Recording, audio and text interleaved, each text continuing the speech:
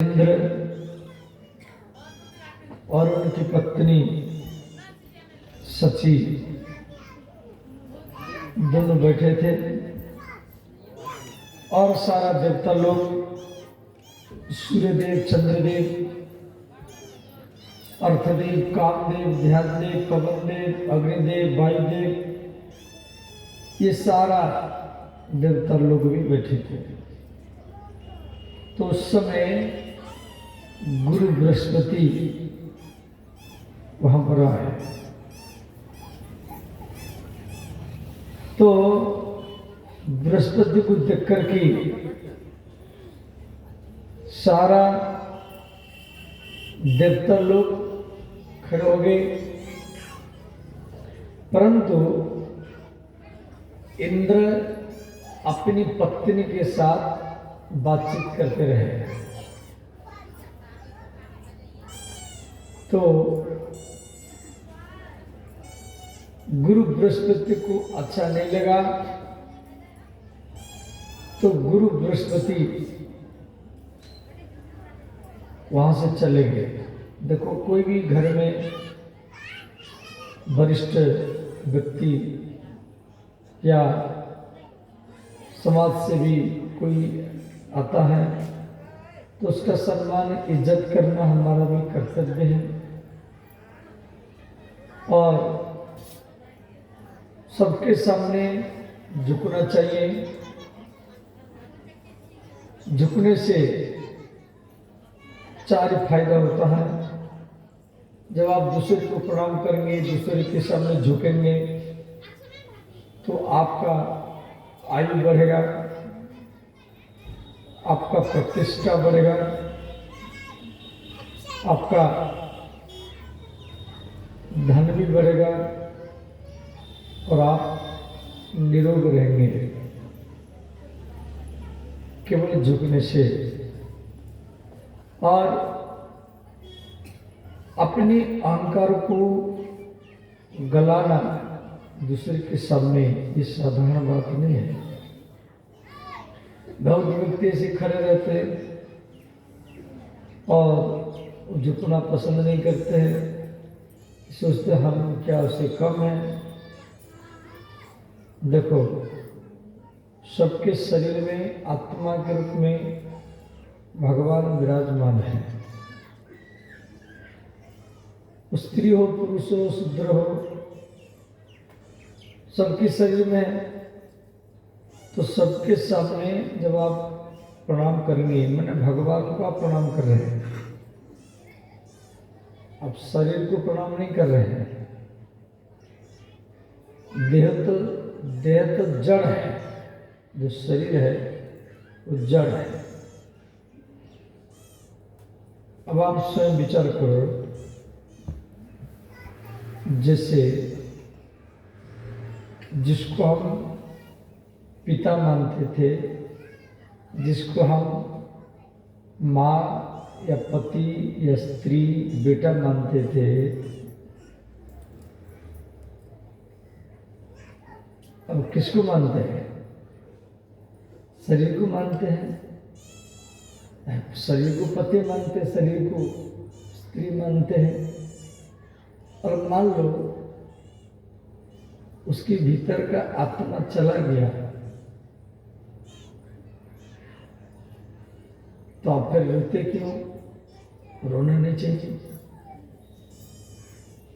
भाई। जिस शरीर को आप पति मानते थे, स्त्री मानते थे, माता पिता मानते थे, उस शरीर और देह वो मरने के बाद में तो आपके घर में है ना, तो रोना तो नहीं चाहिए। अब आप इसीलिए रो रहे हैं, जिस शरीर में आंख है परंतु आंख देख नहीं रहा, कान भी है, मरने के बाद में भी कान है परंतु सुन नहीं रहा, वो सुन नहीं रहा। मरने के बाद में मुख भी है परंतु बोल नहीं रहा। इसीलिए तो रोते हैं। और हाथ भी है, हाथ हिल नहीं रहा है, पैर चल नहीं रहा है, इसीलिए रोते हैं। अब आंख में रहकर के जो देख रहा था, कान में रहकर के जो सुन रहा था, मुख में रहकर के जो बोल रहा था, हाथ पैर में रहकर के जो हिल रहा था, चल रहा था, वो देह से, उस शरीर से निकल गया और वो मरता नहीं है। उसको आग जला नहीं पाएगा, उसको गोली मारने से भी नहीं मरेगा। नैनम छिंदन्ति शस्त्राणि, इसको शस्त्र काट भी नहीं पाएगा। नैनम दहति च पावकः, उसको आग जला नहीं पाएगा। अब यहाँ समझने की बात, यदि शरीर को पति मानते थे, स्त्री मानते थे, पिता मानते थे या माँ मानते थे, शरीर देह मरने के बाद में आपके घर में है तो रोना नहीं चाहिए। और यदि आप बोलेंगे आंख में देख नहीं रहा है, मुख में बोल नहीं रहा है, कान में सुन नहीं रहा है, वो कहाँ चला गया, इसीलिए हम रो रहे हैं। अब वो मरता नहीं है। आंख में जो देख रहा था, मुख में जो बोल रहा था, हाथ में जो हिल रहा था, वो मरता नहीं है। उसको आप जला नहीं पाएंगे, उसको काट भी नहीं पाएंगे। फिर किस बात का दुख है? फिर मरता कौन है? मरता सिर्फ आपकी आसक्ति, आपकी मोह। आप अपनी मोह के कारण रो रहे हैं, आप अपनी आसक्ति के कारण रो रहे हैं। भागवत धर्म कहता है ऐसे कोई नहीं मरता है, व्यक्ति का आसक्ति मोह ही मरता है। और वो आसक्ति के मोह को समाप्त कर देना, जीते जीते समझ लेना, यही सबसे बड़ा ज्ञान है।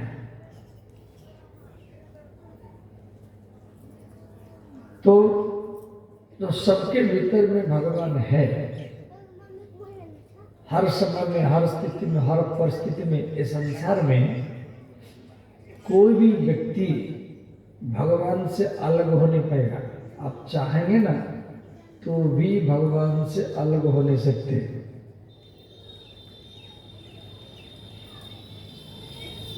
आपके पास में हरदम, हर समय, हर परिस्थिति में, ठंडी में, गर्मी में, दुख में, सुख में यदि कोई रहता है तो भगवान केवल रहते हैं। अब आप बोलेंगे बाबा यदि भगवान हमारे साथ में रहता है तो दिखाई क्यों नहीं देता है?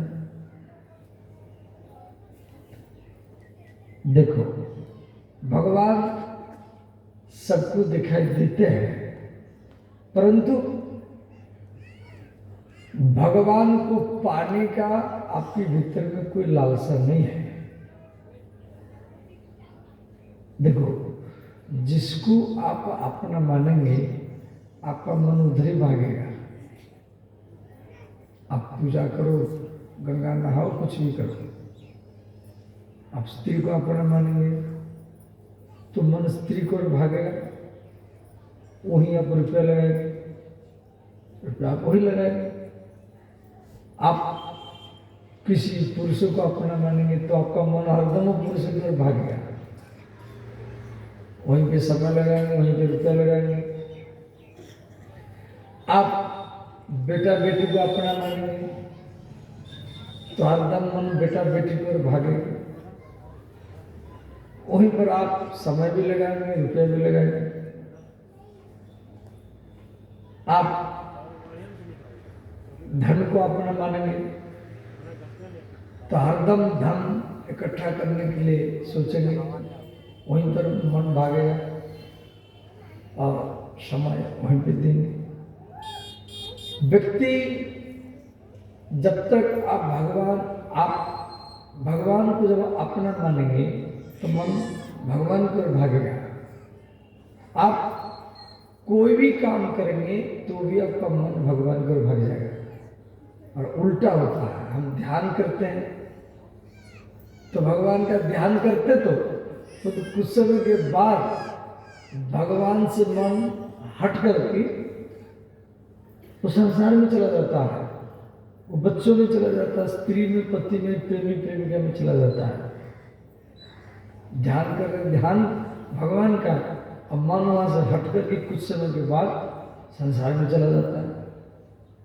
इसका अर्थ भगवान को अपना नहीं माना।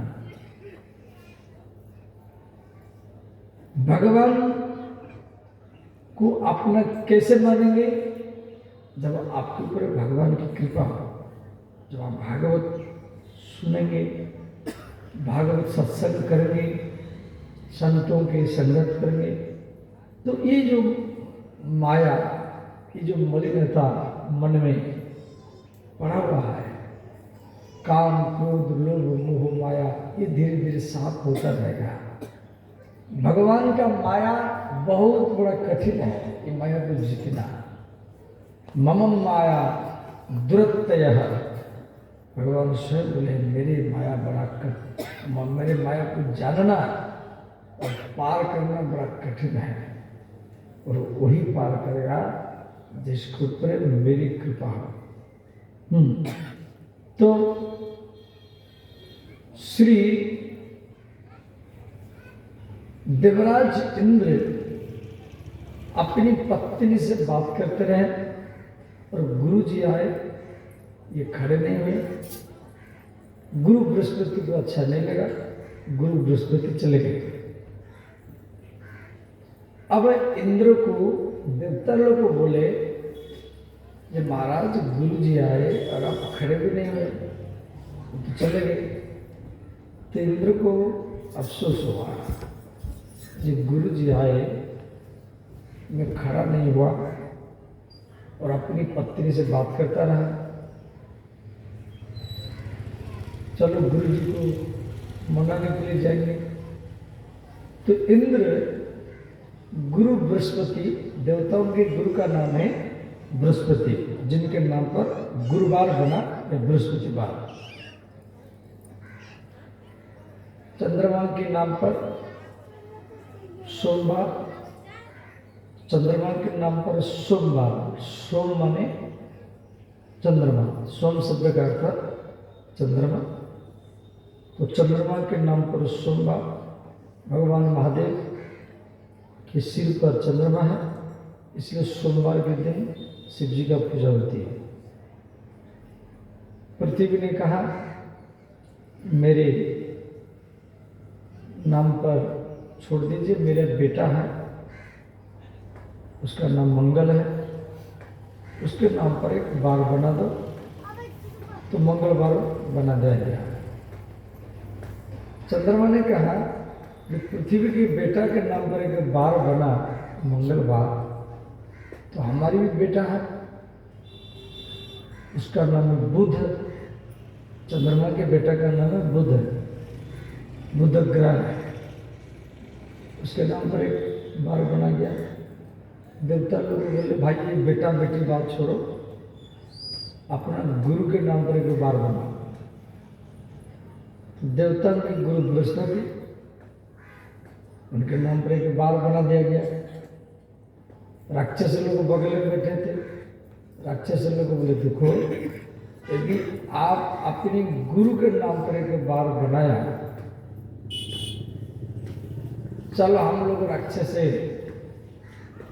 हमारी नाम पर कोई बार मत बनाओ, तो हमारी तो गुरु है शुक्राचार्य, राक्षस गुरु का नाम है शुक्राचार्य, उनके नाम पर एक बार बना दो।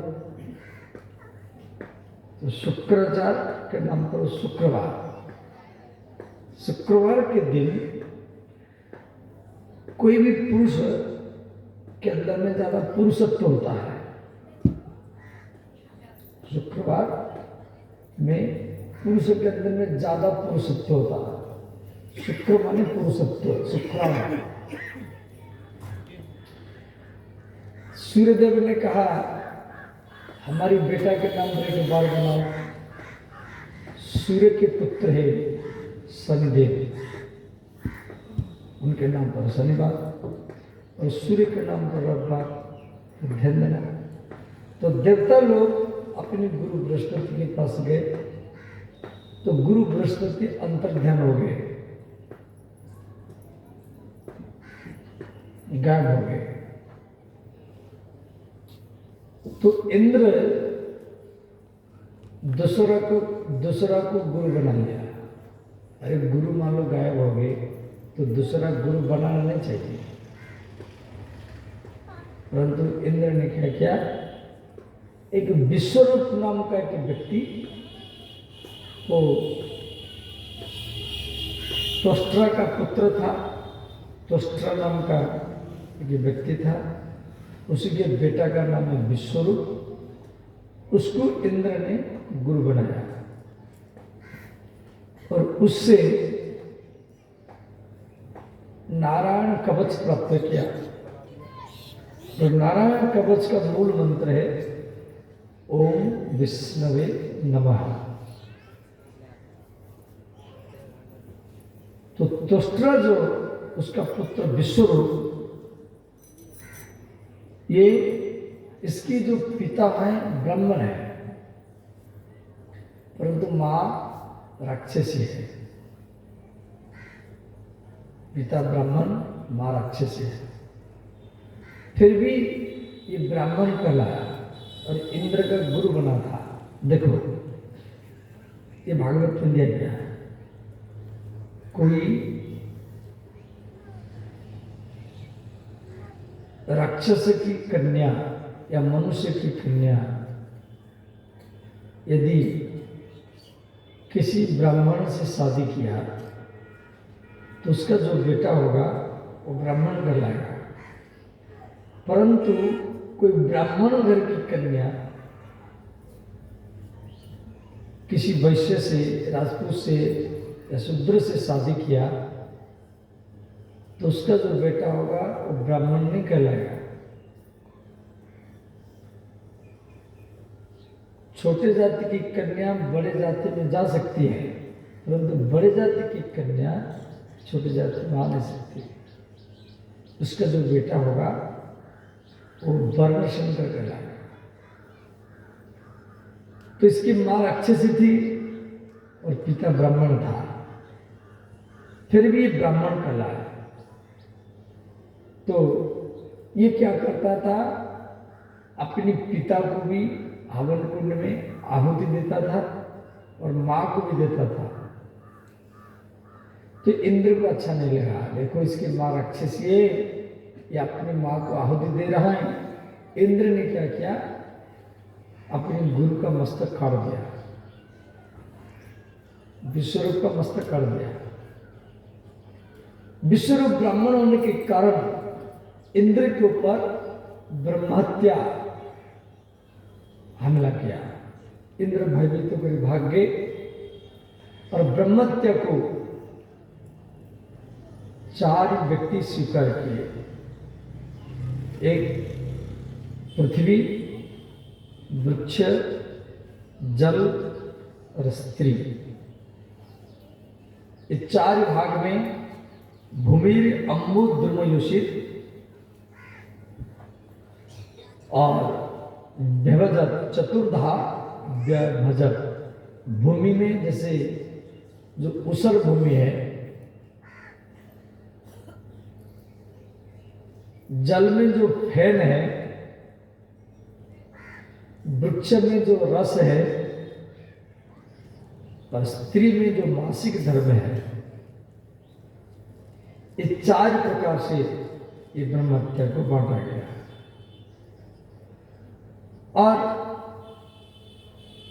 इधर त्वष्ट्रा को जब मालूम पड़ा जब मेरे बेटा को इंद्र मार दिया, तो त्वष्ट्रा ने क्या किया, इंद्र को मारने के लिए एक यज्ञ किया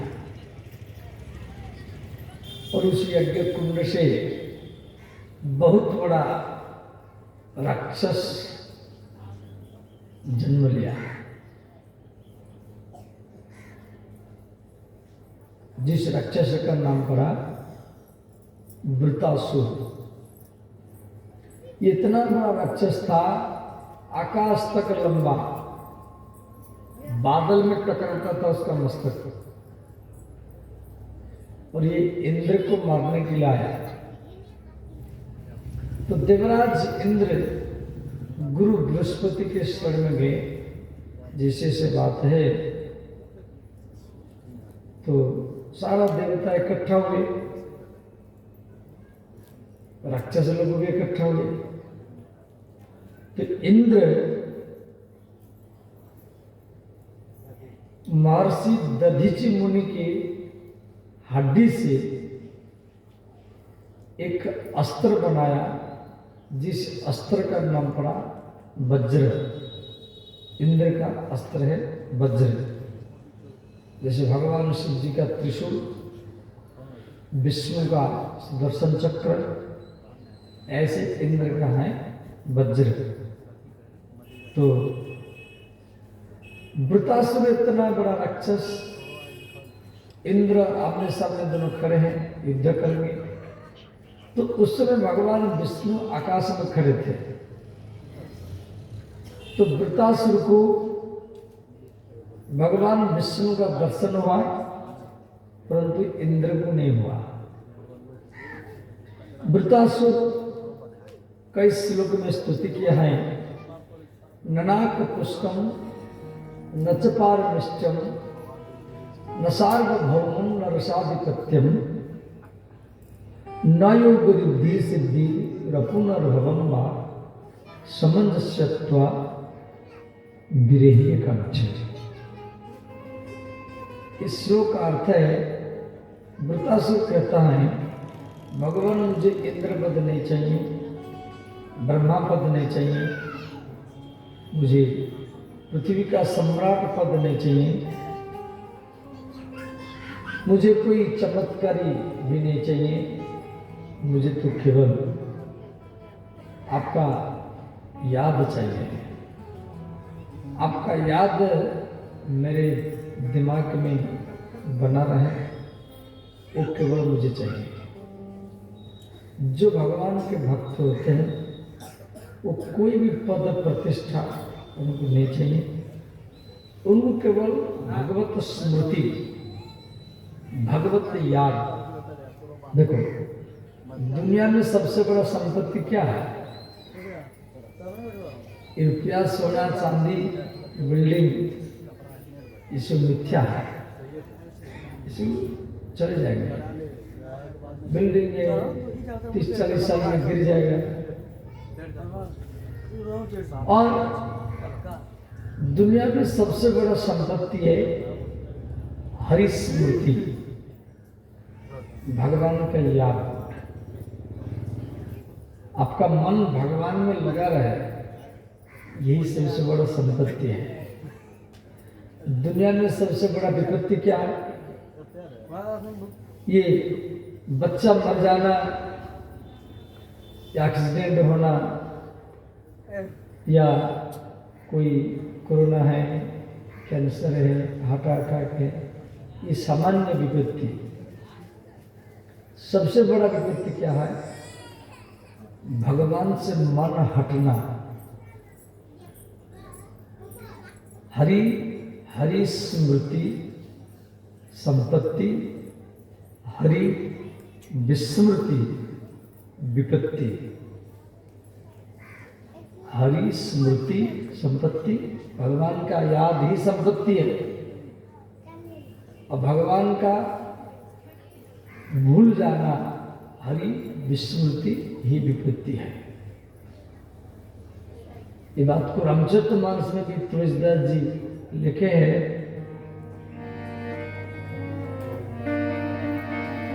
कहा हनुमंत विपत्ति प्रभु सोई,